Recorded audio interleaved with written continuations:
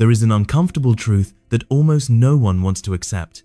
You cannot force someone to feel what they don't feel. You cannot insist until indifference turns into desire. And you cannot be so good that they fall in love out of gratitude. That doesn't work. But there is something that does work. Something quieter, deeper, more psychological. You can become someone impossible to ignore. And that starts when you understand this. The problem is not that she doesn't like you, it's that you create no contrast. Because right now, in her mind, you are predictable, accessible, available, and safe. And what is safe is not desired, it is taken for granted. Think about it. You text her, she replies when she can. You invite her out, and she always has something else going on. You talk, but without tension, without charge, without electricity. There is no mystery, no absence, no space for her to think about you. And that is the mistake. Do you think you need to do more?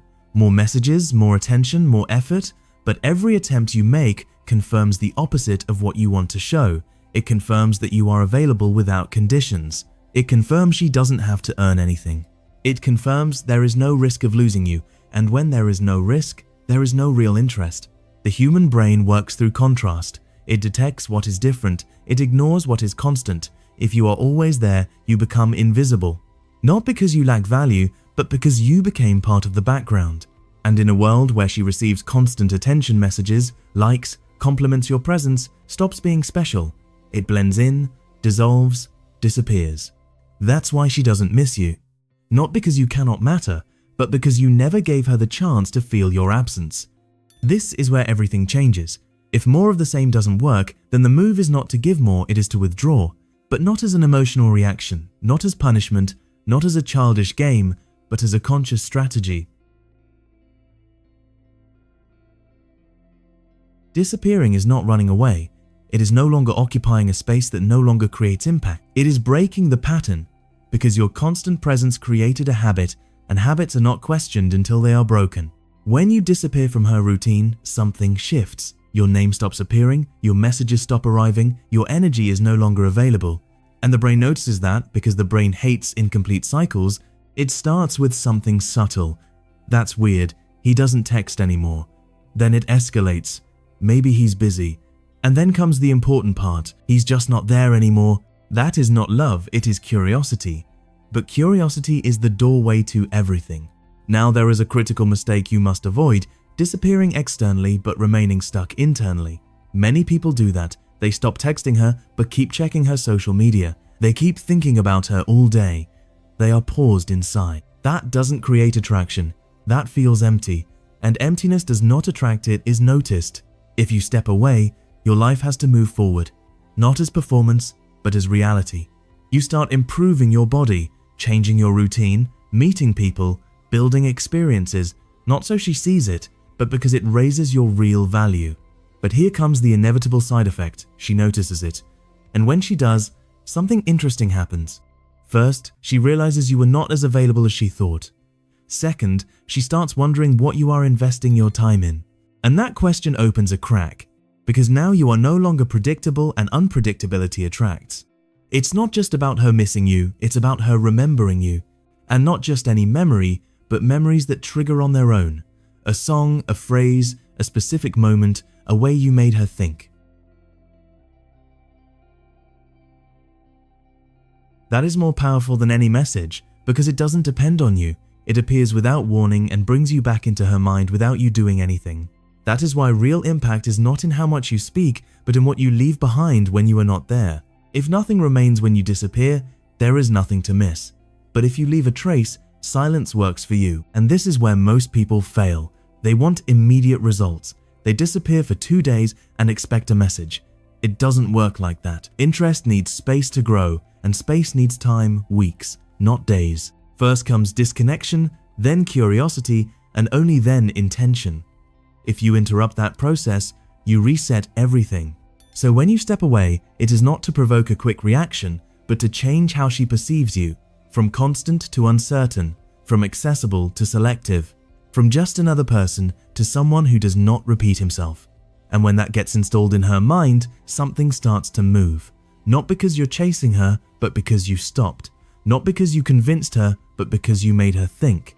And when a woman starts thinking about you without you being present, That's where everything changes. Now comes the part almost no one executes correctly, because stepping away creates space, but how you return determines the outcome. And if you come back the same, everything is lost, because it's not about disappearing so she misses you, it's about returning as someone different. You don't need to announce it. You don't need to explain it.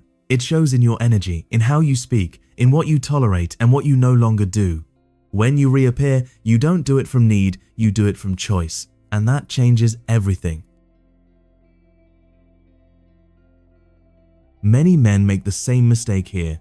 They come back anxious, they reply to the first hey in seconds, they resume the old dynamic as if nothing happened, and in that moment, they lose the new value they had built because they become predictable again, and what is predictable stops being felt. If she reaches out, don't rush, but don't ignore either. Respond, but without urgency, without over-investing, like someone whose life is full and is deciding whether to make space. Because now it's not about being liked, it's about filtering. This is the most important shift. Before, you wanted to be chosen. Now you choose. And that difference is perceived without words. Here's a key psychological principle. People value more what they believe they could lose, not what is guaranteed. When you were constant, you were safe. When you become selective, you become valuable. But be careful. Selective does not mean cold, distant, or arrogant. It means clear. You speak with intention, you listen properly, but you don't give away your attention for nothing. And something interesting happens here. When you return with this new structure, she starts adjusting the image she had of you because you no longer fit the old pattern. And the brain, when it can't classify something, gets hooked. It tries to understand you, it observes you more, it analyzes you, it feels you differently. And that difference creates tension, not uncomfortable tension, but attractive tension, the kind that didn't exist before. Now there is another element that determines whether this escalates or collapses, the direction. If you come back just to talk, you'll become a friend again. If you come back with intention, you change the frame. Don't talk just to talk. Propose, lead, set rhythm. You don't need to be dominant, but you do need to be clear, because attraction is also built on certainty. A man who knows what he wants feels different from one who seeks approval. And here everything starts to consolidate. You are no longer the one chasing, you are the one who appears and disappears, the one who adds but doesn't depend, the one who is there but not always. And that creates something very specific, anticipation. She starts wondering when you'll text again, what you'll do next, whether you're with someone else not because you're playing games, but because you stopped being obvious. And when someone stops being obvious, they become interesting. But there is one final truth you need to understand. All of this only works if it's real. If you fake a life you don't have, it shows. If you force interactions, it's felt. If everything is strategy without substance, it collapses. Because in the end, what truly attracts is not technique, it's who you become while applying it. A man with direction, standards, and a life that doesn't revolve around one person doesn't just make her think about him, he makes anyone think about him. And here is the final turn. The moment you stop obsessing over whether she misses you is the moment you start becoming unforgettable. Because you no longer act to trigger a reaction, you act from identity, from value, from a life that continues with or without her. And that is the real advantage. If she comes back, you meet her from a stronger position. If she doesn't, you didn't lose anything, you gained everything.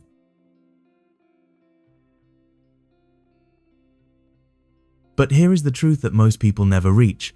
Real change is not something that is noticed immediately, it is something that is felt gradually. When you evolve internally, you do not need to announce it, because your presence itself begins to carry a different weight, a different silence, a different kind of confidence that does not ask for validation. People may not be able to explain it, but they sense that something about you has shifted. And this is where most fail, because they confuse movement with transformation. They think that changing behavior for a few days or acting distant for a short period is enough to create a new identity. But identity is not built in moments of strategy, it is built in moments of repetition, discipline, and internal alignment when no one is watching. When you stop performing for attention and start living according to direction, everything around you starts to reorganize itself. Not because you forced it, but because your energy no longer leaks in every direction. There is focus now, there is structure, there is intention behind your actions instead of emotional reaction. And this changes how people interpret your silence. Your absence is no longer confusion, it becomes signal. Your distance is no longer rejection, it becomes presence without access. And this subtle shift is what creates psychological weight. Not because you are trying to be mysterious, but because you are no longer emotionally transparent to everyone at all times. But here is the deeper layer most people miss entirely. Attraction is not maintained by intensity alone, it is maintained by contrast. Without contrast, even the strongest emotions fade into routine. When everything is available all the time, nothing feels valuable anymore. The mind stops registering importance when there is no variation in presence, no rhythm, no space to interpret absence. That is why constant availability slowly reduces perception of value, not because the person is unworthy, but because the brain adapts. Familiarity removes stimulation. And once stimulation is gone, attention shifts elsewhere naturally, not out of choice, but out of neurological efficiency. This is also why presence must always have structure. Not chaos, not unpredictability for manipulation, but intentional rhythm. Being present when it matters and absent when it creates space for reflection. Not to create confusion, but to prevent emotional numbness, because even positive emotions lose meaning when they are never interrupted. However, the real transformation does not happen in how others respond to you, it happens in how you respond to yourself. When nothing external is reinforcing your value, when no one is validating you, when no one is watching your progress, when no one is reacting to your absence or presence, that is where identity becomes real. Because a person who depends on external reaction to feel stable will always remain reactive. But a person who builds internal stability becomes the source of their own direction. And that changes everything about how they move in relationships, in communication, and in silence. At that point, you are no longer trying to be chosen. You are no longer trying to be remembered. You are simply operating from a place where your life has structure with or without external acknowledgement. And ironically, that is exactly what makes you more noticeable. Not because you are trying to be seen, but because you are no longer desperate to be seen. And when someone reaches that level, relationships stop being a game of pursuit and response and start becoming a space of mutual alignment or natural separation. There is no forcing, no chasing, no performing. Only clarity. And clarity is what most people subconsciously respond to. Because clarity removes pressure, it removes confusion, it removes emotional noise. And in a world full of overstimulation and constant attention seeking, clarity becomes rare. And what is rare naturally becomes noticeable. But even then, the final truth remains the same. If your internal world is unstable, no external strategy will hold. And if your internal world is strong, you will not need strategy at all. Because at that point, your presence is no longer something you manage. It is something you simply carry.